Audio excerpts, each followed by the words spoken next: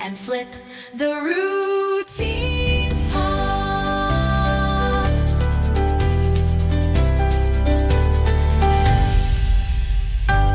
Hello everyone, welcome back to Walley and Flip. I'm Wally. And I'm Flip, and welcome back to another episode. And we're recording on a Friday, so we know Korean nationals are happening like pretty much now.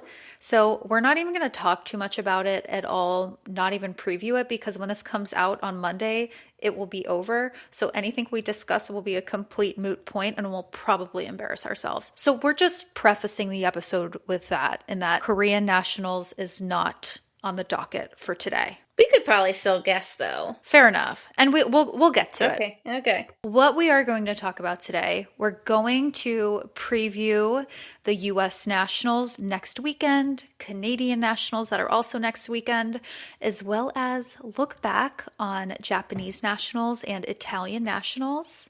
And speaking of Canadian nationals, I've been seeing a lot on Instagram from our good friend Benoit Richaud, spending some time in Toronto with his two children, one of them being Steven Gogolev. I know, it's really kind of crazy how much Steven Gogolev really looks like he could be Benoit's son. Oh, he is. Like, compared to his actual son, I was like, they're brothers. They're brothers. Well, here's the thing, like Benoit actually gave birth to Steven Gogolev. I don't know how he did it, but he did, and I think like it's pretty amazing.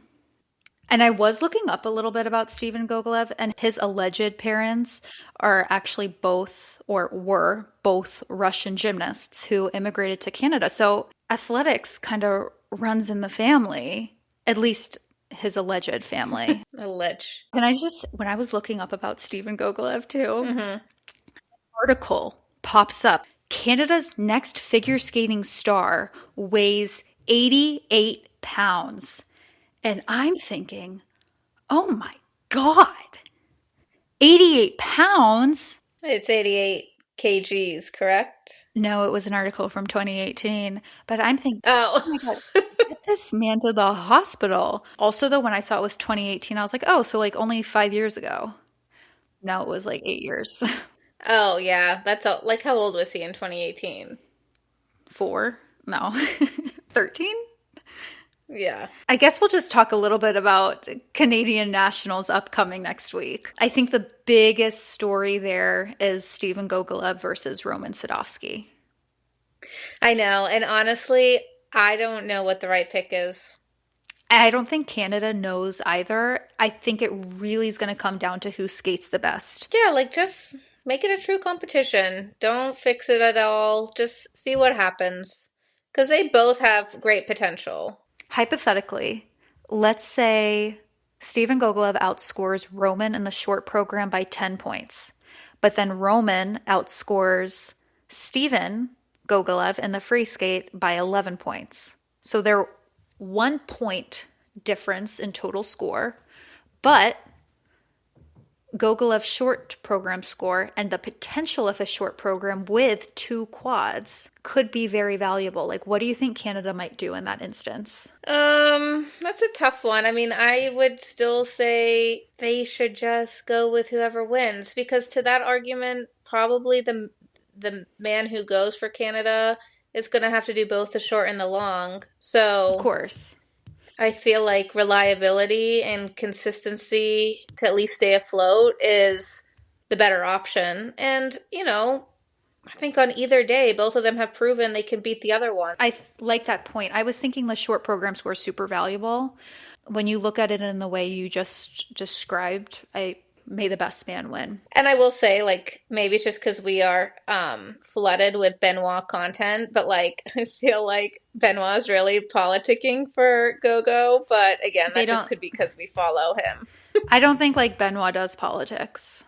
Yeah. But otherwise, in Canadian nationals, I think everything else, like, is pretty predictable. How many dance and pair spots do they have? So they have 2 pair spots and 2 dance spots. Is that true?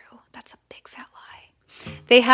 They have 2 pair spots and 3 dance spots. So I think those spots are pretty much decided in Deanna Stellato-Dudek and Maxime Deschamps, as well as Trent Michaud and Leah Pereira. And then, of course, the dance teams. I think it's Piper and Paul, Marjorie and Zach, and then Laureate and Legoc. Like, right? It's clearly. So it seems for them, it's more of just like practice. And then women, I mean, it's Maddie Skee's spot. We've talked about it extensively. I don't think that's changed. Right. I feel like any Canadian woman you would have said had something on her didn't really prove themselves thus far, so. It would be really cool to see another Canadian woman rise to the plate at nationals, whether that be like Sarah Maud Dupuis or Gabby Daleman, but I don't think that'll change the outcome of the Olympic spot, but it certainly could change who gets the world spot or who goes to 4 continents. So regardless, I think could be an exciting season for some of the other women, even if they don't get sent to the Olympics. Yeah. Speaking about just like other skaters and their whereabouts in the world, I feel like I've seen so much about the Shibutanis this week. They've been everywhere. First, we saw Maya post about her injury, which I had no clue. She had a fractured kneecap at the end of the summer, which explains the lack of them competing at any challengers this season. I know. I wonder why they didn't just say that at the time. Why didn't they? I have no idea. And while it explains for them not competing in challengers early in the season, it doesn't explain why they didn't go to Golden Spin or one of the late season challengers like the one in Kazakhstan, or there was one in Georgia. So I wonder. Yeah. Also, they were on a podcast. I listened, so everyone else doesn't have to. And I can tell you there wasn't much substance, honestly. And if anyone's interested, it's called House of Mar, with Ilona Mar, the rugby athlete, and her sisters. So they were interviewing Maya and Alex. It was the most cookie cutter interview ever had to listen to. It was physically painful. I kind of felt bad for the hosts because it was your typical cookie cutter U.S. figure skating media trained responses. Right. I mean, out of all people too, of course theirs is going to be, because there's some swirl like around them. They can't do anything but keep it cookie cutter. Exactly. And it was so funny. There was a point where the host, she was talking about, she was talking to her sports psychologist at one point on, like, if she wanted to come back to her sport. And she was saying, like, oh, you know, like, I would love to go back for the Olympics. Like, there's so many deals beforehand and brand opportunities. And then her sports psych was like, well, that can't be the reason you come back. Like, you have to come back because you love it, because like you want to do it and you want to be there. And they were real quiet. They changed the topic. I'm not kidding. I think that he then was like, oh, and how was Dancing with the Stars? I'm not joking. But otherwise, like I said, guys, nothing. Yeah. Okay. Let's talk U.S. Nationals. Let's do it. Where do you want to start? Let's start with ice dance because we're with the Shibutanis. I think realistically, they're not sending the Shibutanis. I think there's no chance, actually. I don't think there's no chance because just the brand deals, I know that should not be what gets someone on the Olympic team, but I don't know. They've put a lot of hope into them making the Olympic team. But it's not U.S. figure skating getting them these brand deals. It's their management. So do you think there's no relationship, though, to a brand deal and who makes the team? No. I mean, maybe the answer is no. Definitely not. Ashley Wagner was like the face of women's U.S. figure skating the year before the Olympics, and they turned on her. Was she the face, though, of like the Olympics? Yes.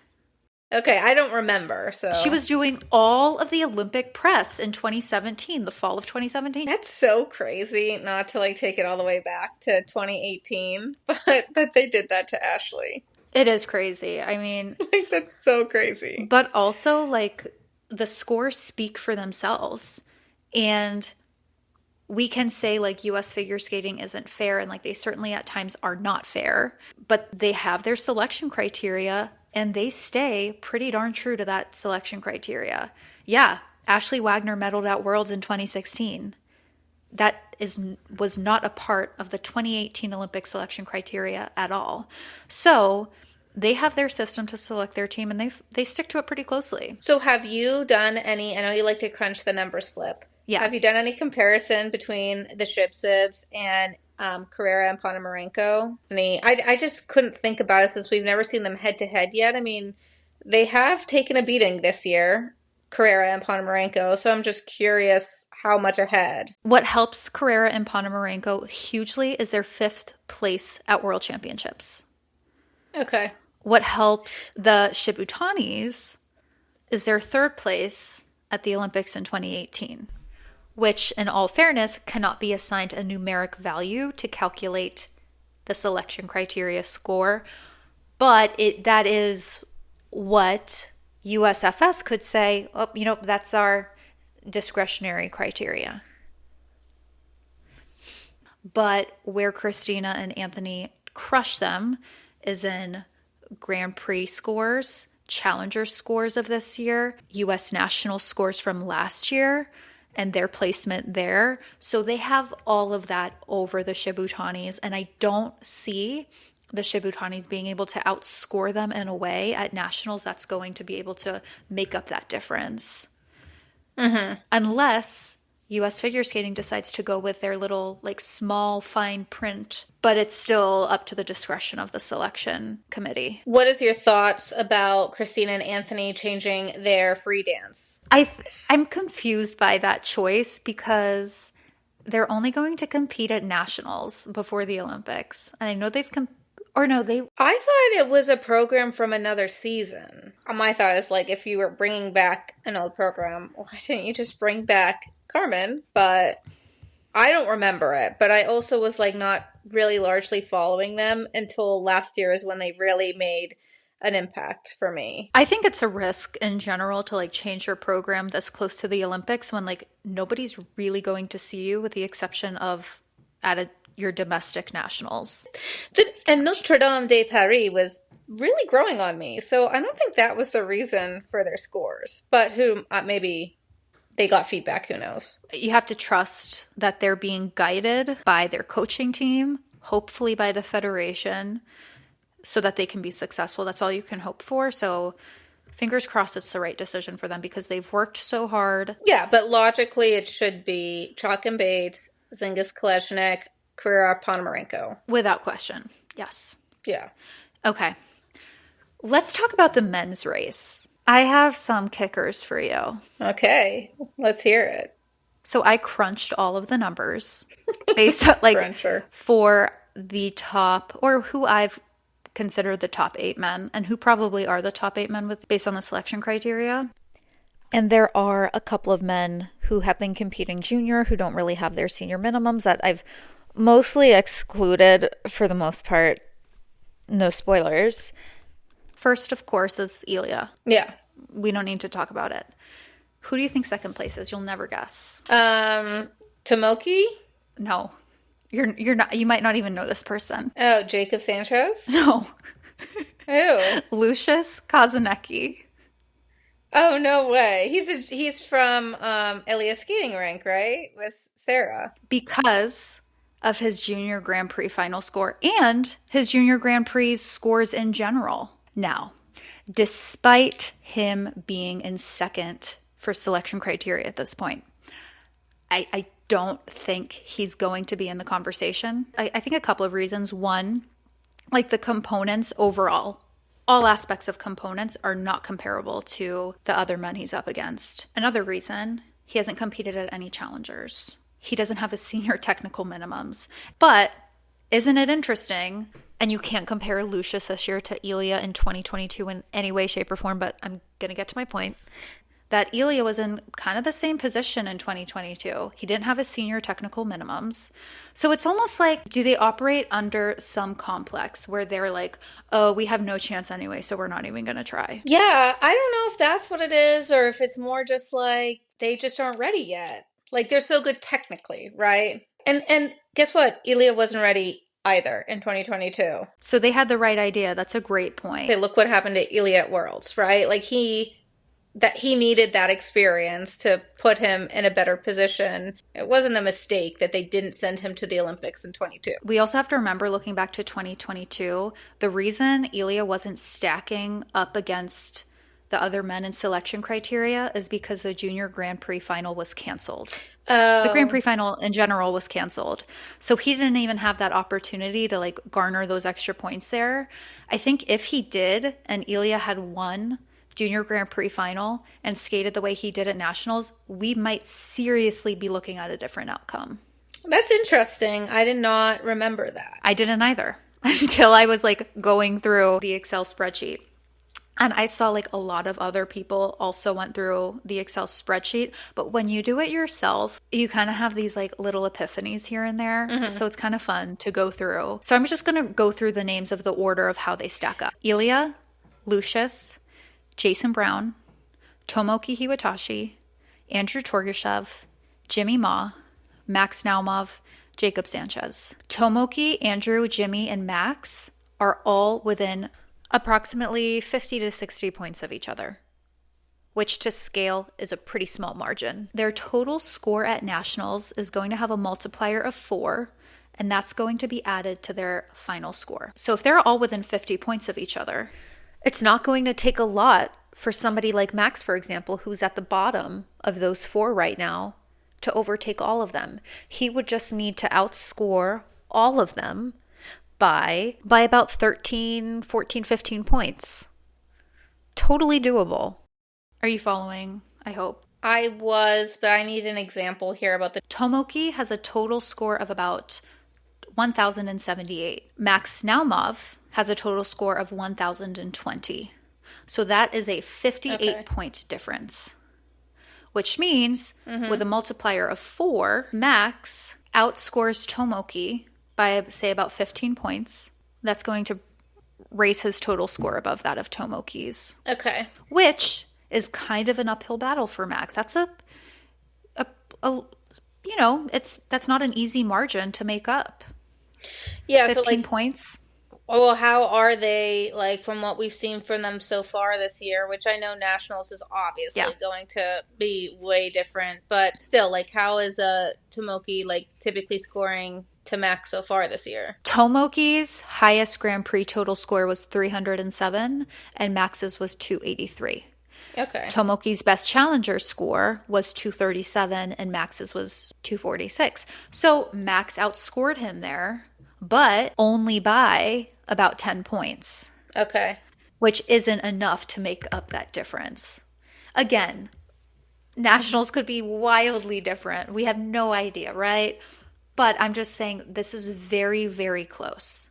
And Jimmy Ma is absolutely still in the conversation.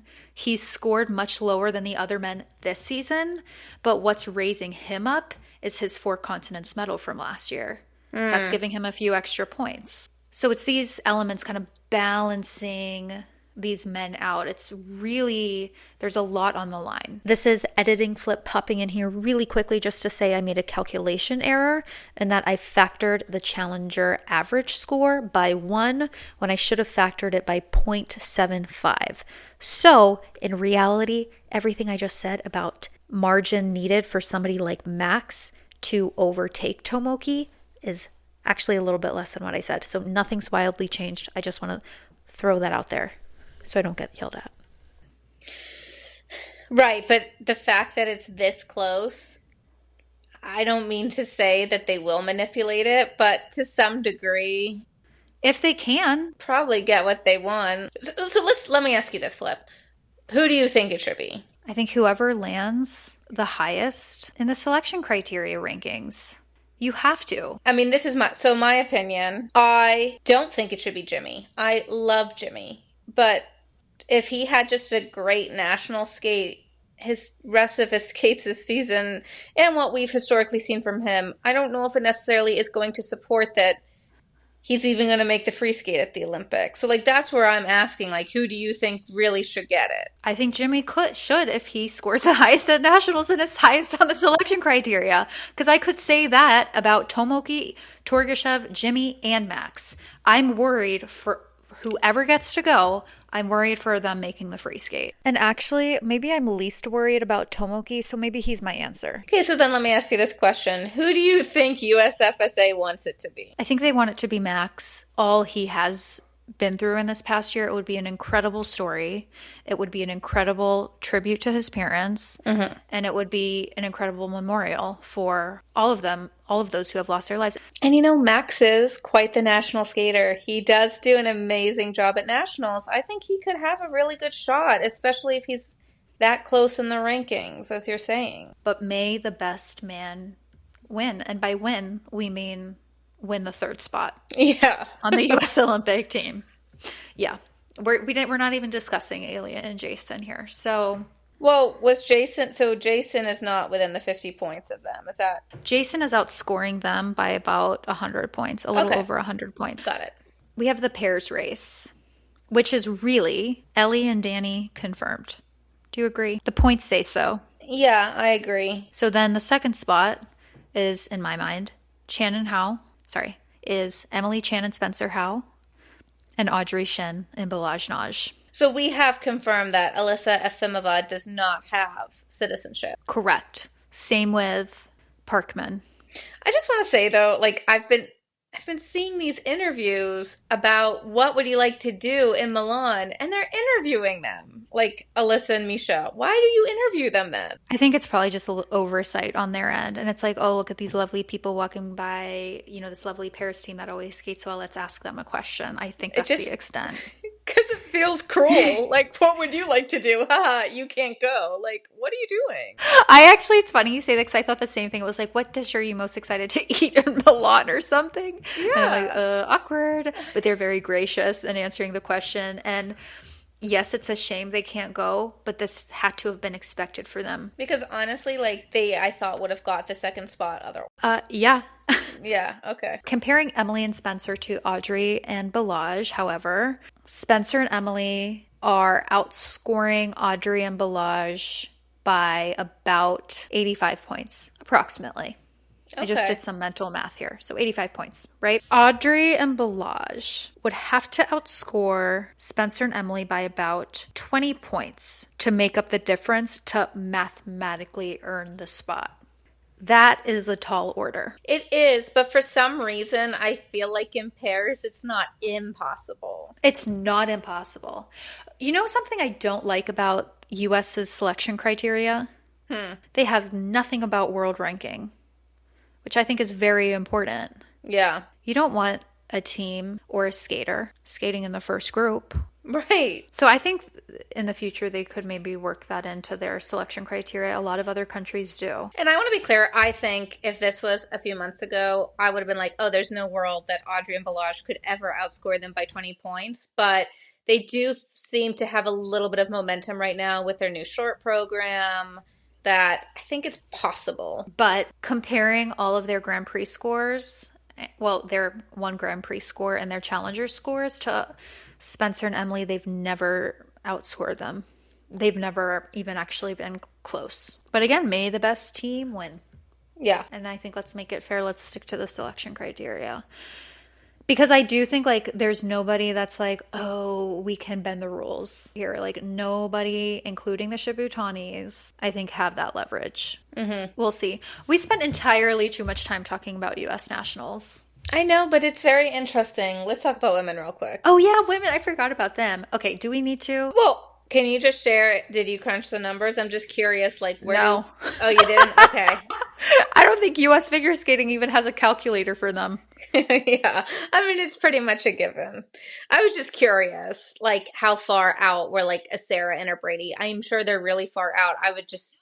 No. Brady and Sarah aren't as far out as you think. And I do somewhat know this because about halfway through the season, I did do a quick Excel calculation and they weren't as far behind as you'd think because Isabeau was not at Nationals last year.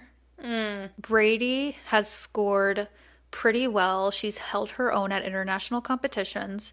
And then both Sarah and Brady medaled out 4 continents last year. Right. So where Isabeau and Amber got points at Worlds last year, Brady and Sarah also got points at 4 continents, having medaled, and those worked out to be pretty close, or closer than you might think. It would have to be a really weird scenario where, like, remember when Isabeau fell like 3 times at that one nationals a couple years ago? Yeah. It would have to be a situation like that, and then like Brady would have to get second. But even then, I think it might, you know what I mean, depending on how they can manipulate the scores. So Amber, Isabeau, and Alyssa. I think probably the U.S. has never been more happy with a team of skaters. I mean, they all have medal potential. I can't wait though. And it starts on Wednesday. Pairs short and women's short is on Wednesday. I'm like, that's awesome. My entire week. I have plans all week. I'm so excited. All right. Do we want to backtrack a little bit? Let's talk about Italian nationals first, because I think that's a pretty quick conversation. Okay. Kind of. Sure. So Nikolaj Memola withdrew from Italian nationals. I'm going to be honest, I did not open Italy's selection criteria or bylaws. I did not, but I am bringing this to you secondhand from everybody else on Reddit and Twitter. Long story short, this is what's important. Whoever places and scores higher at Europeans between Matteo Rizzo and Nikolaj Memola is going to the Olympics, is joining their fellow Italian man Daniel Grasso in Milan. That's long story short. That's crazy. It's definitely become a little bit more even because of Nikolaj's, I think, struggles in his most recent competitions. And then, of course, like the minor injury and some of the challenges he's been having the past few weeks. Yeah. Honestly, I think I've always said, like, I can't see an Olympics without Nikolaj Memola there. But Matteo, too, like, has such great Italian spirit. It's like a weird thing, but like they both have such a great Italian spirit and a great figure skating spirit. And like, even though Nikolaj's only been around for 2 years, they both in ways just feel like staples in the men's field. So whoever, again, may the best man win. Yeah. There it is. Women, we have Laura Naki-Gutman, officially named to the Olympic team, as well as Conti and Machi of pairs, Giardi and Ambrosini of pairs as well, and then Guignard and Fabry. Not much of a surprise. All right, should we get into Japanese nationals? Let's do it. And I want to be totally transparent. Had we recorded this episode immediately after Japanese nationals, like, I think we could have had a whole episode on the competition of the results, the Olympic selections, world selections, 4 continent selections. But now that we're like almost 3 weeks removed, it just feels so distant. Right. It just feels like this was just a fact and it was always going to be this way. Right. I mean, men, we have Yuma, Shun, and Kao on that Olympic team. Which honestly, Kao did surprise me. He stepped up. It was a do or die. I saw in an interview, he said Yuma and Shun came up to him before the skate and said, "You have to skate well so that we can all go to the Olympics together." Oh my God. And he was like, "Yeah, you're right. I do." And he did. I mean, their friendships really make my heart so full. When I saw that photo of Shun hugging Yuma with tears in his eyes, Yeah, I wanted to die. I wanted to almost cry because you don't see emotion from Shun. And I think he specifically tries to hold it in, as many people do. They're not comfortable showing their emotions. Yeah. It's very normal. But to like see him just be so overcome with emotion that he couldn't keep it in anymore was so sweet. Or even after he skated well at nationals, at Cup of China, he, threw his fist up in the air, was, happy, excited, and proud. Like, I love to see him feeling more comfortable expressing himself. Mm-hmm. Medal contender without question. I am sad for Kazuki Tomono just because I love his short, but I did see that he is going to continue competing next season. So not only did he say next season, he said he wants to stay for the whole. Did he say that? I'm getting confused. I saw Rinka say she wants to be till 2030. I don't know about Kazuki. Oh, Rinka. And by the way, I think JSF is very lucky. Rinka has decided to stay for another 4 years. They don't see her value, I do. Yeah. And it's all going to start to change. I hope so, because I think she's treated so unfairly. Yeah, but she really had a strong season from how she started. Like, she should be so proud of herself. And, I mean, Yeah. honestly, as we talked about before, all 4 of them should have got to go. I didn't think they had to score Rinka in the way that they did. With 2 clean triple axels in the free skate, one of them in combo with a triple toe, and amazing performance quality, amazing composition, skating skills not as strong as the other women.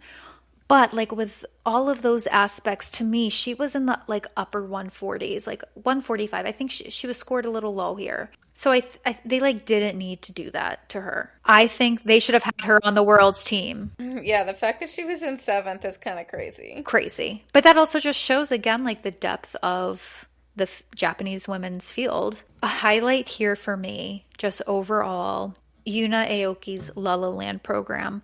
I can't get enough of it. Truly. It is fabulous choreography. I hope she choreographs for other skaters once she retires, because she's too good not to. You know what I mean? Like, we need that. And I think the other skaters need it as well. We didn't even level set on the podium. I don't know if we need to. Of course, like we have Kaori in first, Mao in second, Mona in third, Ami in fourth, with the Olympic team, of course, being Kaori, Mona, and Ami. Mao, obviously not being eligible. It'll be interesting to see, like, next year, Mao's transition to seniors. I know. I'm very intrigued to see if this is going to continue. To a degree, like, I personally prefer, like, watching Ami Nakai over Mao Shimada. Personal preference. I agree. I just like Ami's connection to the ice and her emotion in her skating. Right. And I don't think Mao's programs do her any favors. And I think it is because, like, oh yeah, she is still a junior, and yeah, maybe she should still like do junior-esque programs. Like, I think that's totally fair. But I would love to see something like really mature and powerful next season for her to really like stake her claim in the women's field, because I think if she doesn't, I don't know if they're going to push for her.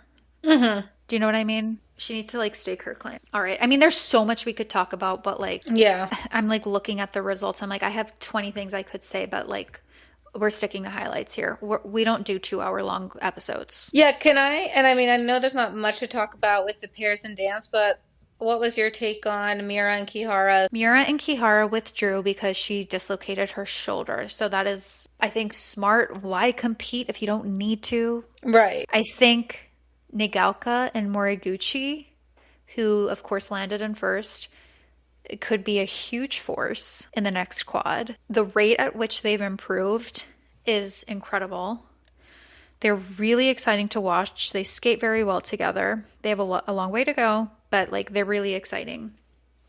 So I'm excited for them. But no, I don't have anything to read into it. Do you?